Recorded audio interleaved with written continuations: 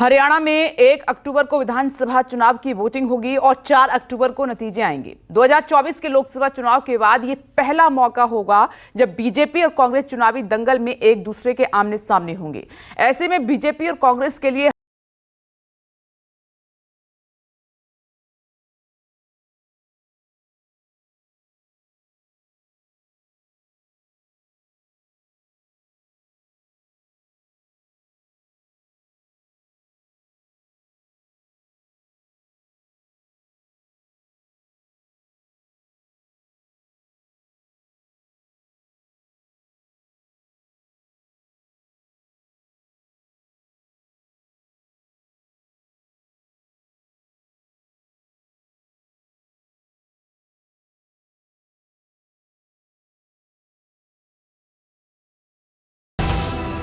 BJP बनाएगी hat trick, क्या कांग्रेस करेगी वापसी?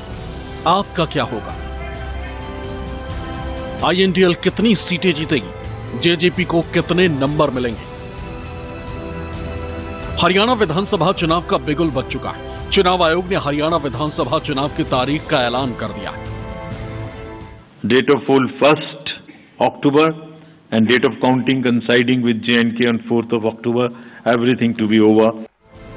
हरियाणा में चुनावी प्रदर्शन को लेकर सभी पार्टियों के अपने अपने दावे हैं, लेकिन ये बात सभी जानते हैं कि हरियाणा में चुनावी दंगल में 2 ही बड़े प्लेयर हैं।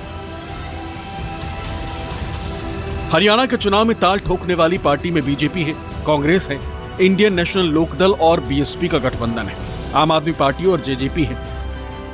आज हारे या कल हारे, हार तो इनको निश्चित है। इनके लिए हो सकता है अपने सदमे को वो पहले अक्टूबर में छोटा सदमा लेंगे, फिर दिसंबर जनवरी में बड़ा सदमा लेंगे। होता है, एक उम्र के बाद लोग सदमा लेने की जो क्षमता है वो घट जाती है।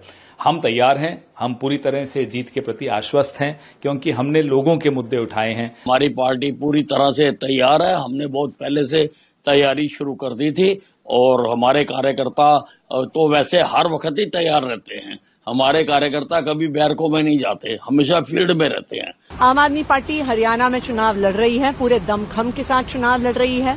अभी भी हरियाणा में लगातार आम आदमी पार्टी के नेताओं की सभाएं चल रही हैं, जहां पे भारी संख्या में जन सैलाब है और लोग आ रहे हैं। अरविंद केजरीवाल जी खुद हरियाणा के बेटे हैं, इसलिए हरियाणा के लोगों का उनसे एक इमोशनल जुड़ाव भी है। चुनावी ऐलान के बाद हरियाणा में एक अनोखी रेस भी शुरू हो गई,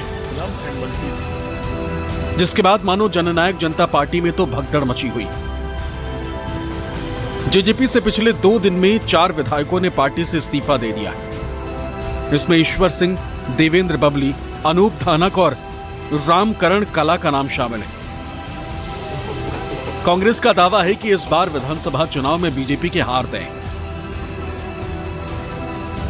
और इस बार कांग्रेस बड़े मार्जिन से जीतकर हरियाणा में फिर से सरकार बनाने जा रही है।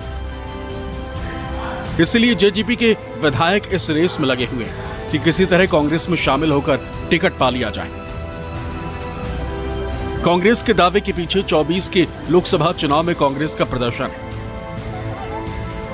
दरअसल हरियाणा में 2019 के चुनाव में कांग्रेस एक भी सीट नहीं जीत पाई और उनका वोट प्रतिशत 28.51, लेकिन 2024 तक कांग्रेस न सिर्फ 5 सीटें जीती बल्कि वोट शेयर भी बढ़कर 43.67 हो गया।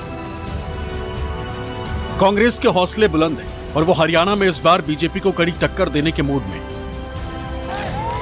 पर इसके लिए विनेश फोगाट का मुद्दा इस वक्त सबसे हॉट टॉपिक बना हुआ है। हरियाणा की राजनीति से विनेश को लेकर जिस तरह के बयान आ रहे हैं, वो इसी तरफ इशारा करते हैं कि विनेश के इर्द गिर्द एक नई सियासी जमीन तैयार हो रही है। जो मेरी जो सीट रिक्त हुई है, उसके लिए कोई अगर उपयुक्त आदमी कोई संसद में आने के लिए देश में है तो विनेश हैं, क्योंकि वो दुनिया और देशवासियों की प्रेरणा, साहस और संघर्ष क्षमता के प्रतीक के रूप में उभर के वो आई हैं।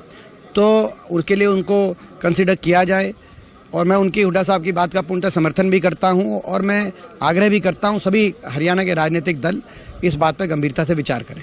हमने ये निर्णय किया है कि जो भी विनेश फोगाट को जो सिल्वर मेडल के अनुरूप जो भी सुविधाएं होंगी, उस सुविधा के लिए मैंने ये ट्वीट किया था कि हम अपनी बेटी को देंगे। उसके हौसले को हम कैसे कम होने देंगे? हमारी जुझारू बेटी है, और उस बेटी ने हरियाणा का तो नाम ऊंचा किया है, परंतु भारत का नाम भी उसने ऊंचा किया है। हम बेटी के साथ हैं, मैं उसको बधाई देता हूं। विनेश को लेकर ऐसे बयान उस समय आए जब हरियाणा में विधानसभा चुनाव, इसलिए इन बयानों के मायने समझना मुश्किल बिल्कुल नहीं। शायद यही वजह है कि कांग्रेस हो या बीजेपी, विनेश पर दाव लगाने को सब तैयार दिख रहे हैं। दूसरी तरफ विनेश फोगाट के राजनीति में कदम रखने की वजह भी दिख रही। पेरिस ओलंपिक में डिस्क्वालीफाई होने के बाद विनेश ने कुश्ती से संन्यास का ऐलान किया था। तो क्या ऐसे में विनेश राजनीति के अखाड़े में किस्मत आजमाने जा रही है? मौजूदा स्थिति में विनेश फोगाट के हरियाणा की राजनीति में उतरने के गहरे मायने हैं, जिसका सीधा असर वोट बैंक पर पड़ सकता है। विनेश फोगाट जाट बिरादरी से आती, जिसकी संख्या हरियाणा में करीब 22% है। जाट हरियाणा में देवीलाल और उनके उत्तराधिकारी के साथ साथ कांग्रेस को वोट करता रहा। CSDS के मुताबिक 2024 के लोकसभा चुनाव में जाट समुदाय का 64% वोट कांग्रेस को मिला, जो 2019 के मुकाबले 31% ज्यादा है। विनेश फोगाट के पेरिस ओलंपिक में डिस्क्वालीफाई होने से हरियाणा का बड़ा वर्ग विनेश के साथ। अगर यही वर्ग वोट बैंक में कन्वर्ट हुआ तो जिसके तरफ विनेश फोगाट होंगी उसे चुनाव में फायदा मिलना तय माना जा रहा है। यही वजह है कि बीजेपी और कांग्रेस दोनों ही विनेश को लेकर बयानबाजी कर रही हैं। भूपेंद्र सिंह हुड्डा और ये विपक्ष के लोग, ये हर वर्ग के अंदर राजनीति घुसोते हैं। हमारे जो स्पोर्ट्स के खिलाड़ी हैं उनके अंदर भी राजनीति कर रहे हैं। मैं ये कहना चाहूंगा भी इस राजनीति से दूर रहें। वैसे अभी तय नहीं है कि विनेश चुनाव लड़ेंगी या फिर वो राज्यसभा जाने के लिए तैयार होंगे, लेकिन चुनाव की तारीखों के ऐलान से पहले बीजेपी, कांग्रेस ने अपनी अपनी तैयारियां शुरू कर दी थी। हमारा अभियान चल रहा है हरियाणा मांगे हिसाब अभियान। 10 साल के बीजेपी के जो कुशासन की वजह से आज हरियाणा बर्बादी के रास्ते पे पहुंचा दिया बीजेपी ने, आज 10 साल के उसको शासन का हिसाब हरियाणा वासी मांग रहे हैं, कांग्रेस पार्टी मांग रही है। कांग्रेस के इस अभियान के उलट बीजेपी ने हुड्डा दें जवाब अभियान शुरू किया हुआ है, जिसमें भूपेंद्र हुड्डा के कार्यकाल में हुए काम का जवाब मांग रही है। इन सब के बीच चुनाव की तारीखों के ऐलान से पहले बीजेपी ने कई लोक लुभावन स्कीम की घोषणा की। इन स्कीम की घोषणा को बीजेपी की चुनावी तैयारियों से जोड़कर देखा जा रहा है। माना जा रहा है कि जिन योजनाओं का हरियाणा सरकार ने हाल ही में ऐलान किया है, उनमें उसे चुनाव में फायदा मिल सकता है। इन योजनाओं में मुख्यमंत्री शहरी आवास योजना, मुख्यमंत्री ग्रामीण आवास योजना, हरियाणा हैप्पी कार्ड योजना, अग्निवीरों के लिए पुलिस में 10% रिजर्वेशन की घोषणा, स्वतंत्रता सेनानियों की पेंशन में इजाफे की घोषणा की गई। ओबीसी वर्ग के क्रीमी लेयर की सालाना आय की सीमा को 6 से बढ़ाकर 8 लाख करने का ऐलान किया। हरियाणा के मुख्यमंत्री ने 3 लाख लखपति दीदी बनाने की योजना का ऐलान किया। हरियाणा में 1,20,000 कॉन्ट्रैक्ट स्टाफ की नौकरी पक्की करने का दाव चला है। दूध उत्पादकों के लिए हरियाणा सरकार ने रुकी हुई सब्सिडी का पैसा भी जारी किया है।